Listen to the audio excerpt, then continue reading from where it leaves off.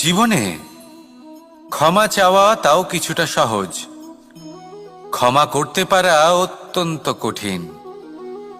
ক্ষমা দুই অক্ষরের এই শব্দ হতে পারে, কিন্তু অত্যন্ত বড় এই শব্দ, অত্যন্ত গুরুত্বপূর্ণ এই শব্দ। কখনো কখনো অন্য কাউকে ক্ষমা করে দেওয়া তাও কিছুটা সহজ কাজ, কিন্তু নিজেকে ক্ষমা করতে পারা অত্যন্ত কঠিন হয়ে দাঁড়ায়। অতীতে যদি আমাদের এমন কোনো ভুল হয় যে কারণে আমরা নিজেকে ক্ষমা করতে পারি না, অনেক সময় এমন কিছু ভুল করে বসি যে বিষয় শুধু আমরাই জানি, কিন্তু আমরা নিজেকে ক্ষমাই করতে পারি না। আর আমাদের বিকাশ সেখানেই স্তব্ধ হয়ে যায়।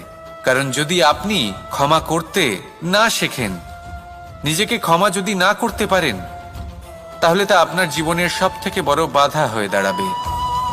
সেই জন্য জীবনে অবশ্যই শিখুন যে কিভাবে নিজেকে ক্ষমা করতে হয়।